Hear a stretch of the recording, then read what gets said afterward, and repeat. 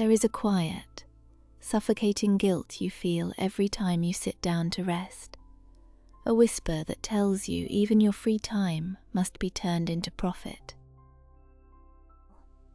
You have turned your sanctuary into a factory, and now you are wondering why you feel so terribly empty inside.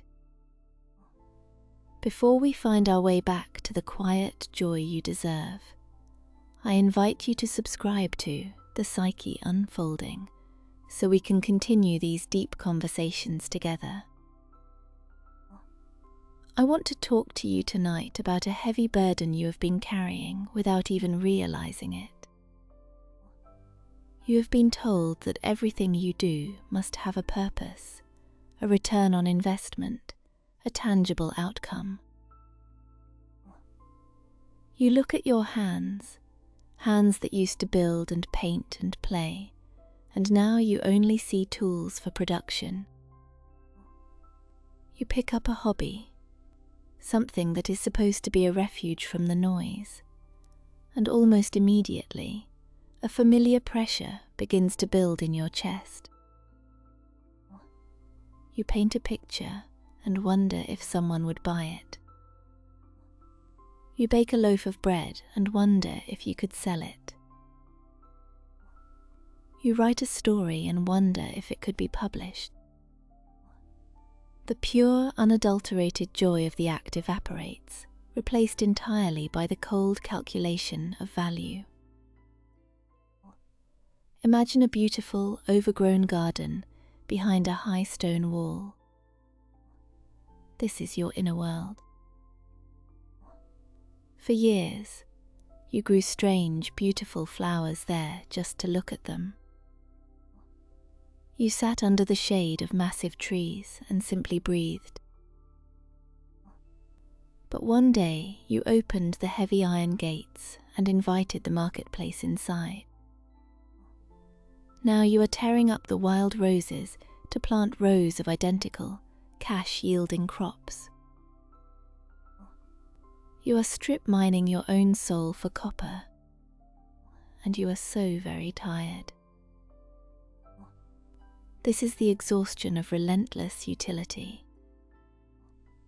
You are treating yourself, not as a vulnerable human being who needs air and light, but as a machine that must constantly justify its own existence by producing something of measurable worth. It is a terrifying way to live. When your worth is tied solely to your output, rest becomes a sin. Play becomes a criminal waste of time.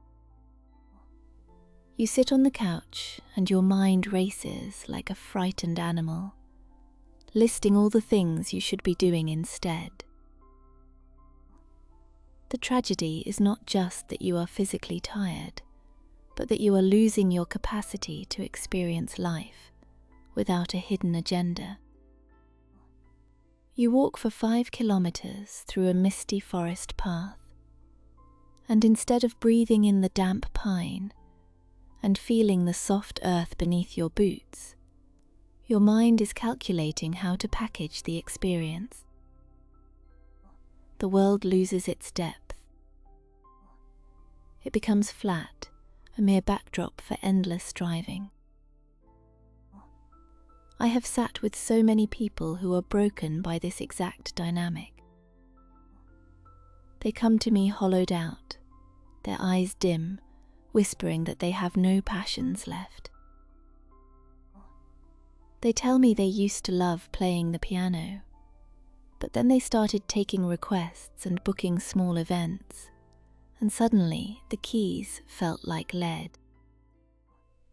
But finally standing still, I have seen the light go out in people who turned their weekend woodworking into a business, only to find they no longer wanted to step foot in their garage. We do this to ourselves because we are terrified of being useless. We equate our breathing with earning. Think back to when you were very young. You would sit in the dirt and build a castle out of mud and sticks. You would spend 3 hours perfecting a tower, completely absorbed in the texture of the wet earth, the smell of the rain, the warmth of the afternoon sun. When you were finished, you did not try to sell the castle. You did not look for an audience to applaud your architectural genius. You simply stood up, washed your hands, and walked away. The joy was entirely in the doing. The creation existed for its own sake. But somewhere along the line, a poison was introduced into your mind. You created something beautiful, and someone looked at it and said that you should sell it. It sounded like a compliment. It felt like validation. But it was a trap. The moment you accepted that praise as a directive, you allowed an external judge into your private sanctuary. You handed over the keys to your quiet room. We confuse uselessness with worthlessness. But let me tell you a secret I have learned from watching the quietest, most grounded people in the world. The most vital parts of the human experience are entirely useless. A sunset cannot be spent. A deep breath cannot be saved in a bank vault. The laughter you share with a loved one over a cup of tea produces absolutely nothing of economic value, yet it is the very thing that keeps you from falling apart. When you demand that your hobbies make you money, you are demanding that your sanctuary pay rent. You are evicting your own peace of mind. A hobby is not a side hustle waiting to happen. A hobby is a lifeline. It is a desperate, beautiful declaration of your own humanity. When you do something poorly, awkwardly, and with zero financial return, just because it makes your heart beat a little slower and you're breathing a little deeper, you are rebelling against the noise. You are saying that you belong to yourself. Imagine a small wooden boat on a violently stormy sea. The crushing dark waves are the demands of your daily life, the bills, the responsibilities, the endless expectations of others. Your hobby is the heavy iron anchor. It is the solid thing that bites into the sea floor and keeps you from being swept away into the dark water. But when you try to monetize your joy, you pull that anchor up, bring it onto the deck, and chop it into small pieces to sell the iron to passing ships. You might end up with a few coins in your pocket, but now you are drifting, completely at the mercy of the storm. You need something in your life that is entirely yours, something untouched by the consuming gaze of the outside world. You need a room with a heavy wooden door where you can just be. I want you to give yourself permission to be beautifully, spectacularly amateurish. There is a profound freedom in doing something just for the tactile sensation of it. Feel the cool, wet clay slipping between your fingers as you fail to throw a perfectly symmetrical bowl. Listen to the rough scratch of the charcoal on paper as you draw a crooked portrait. Watch the deep blue and bright yellow colours bleed into each other on a canvas, making a muddy green that no one will ever buy. Do not think about the final product. The product does not matter. The process is the medicine. When you finally manage to separate your joy from your income, a strange and wonderful thing begins to happen within your body. The chronic tightness in your chest loosens. The harsh, critical voice that tells you that you are constantly falling behind goes quiet. You realize that you do not need to earn your right to exist on this earth. You are allowed to take up space.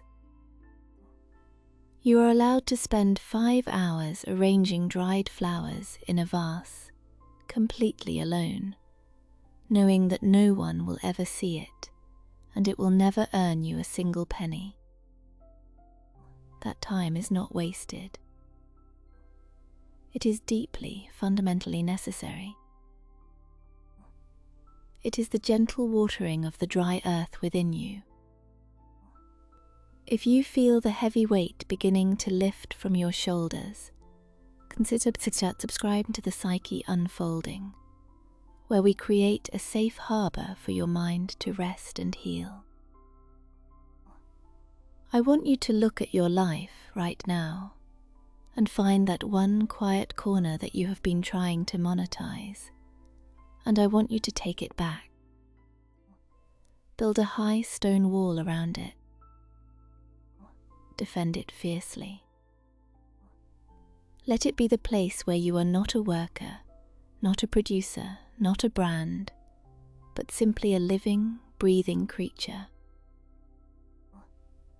It is time to let the heavy brass pendulum of your anxieties swing to a stop.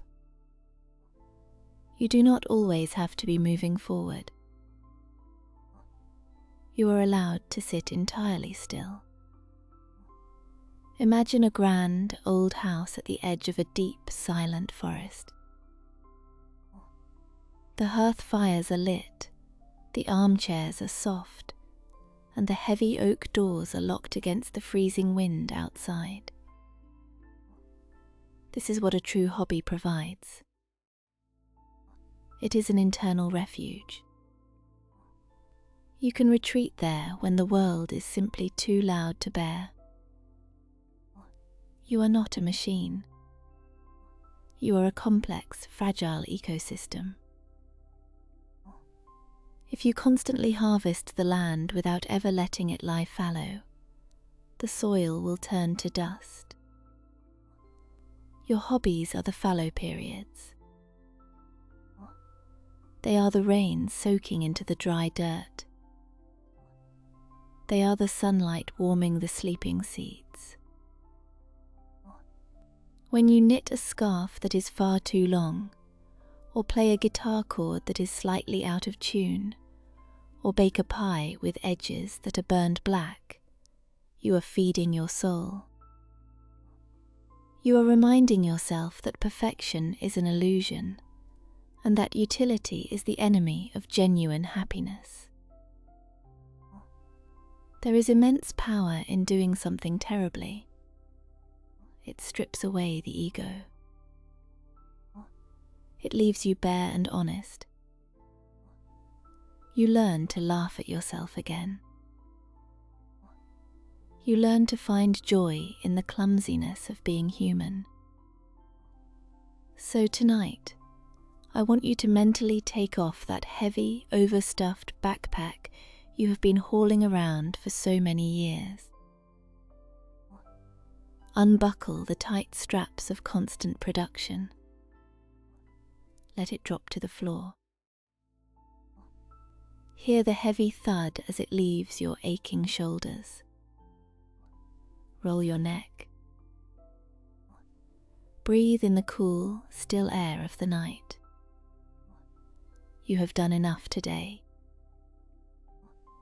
You have produced enough. You have worried enough. You do not need to turn your private joy into a currency just to survive. Your joy is allowed to just be joy. It does not owe anyone anything.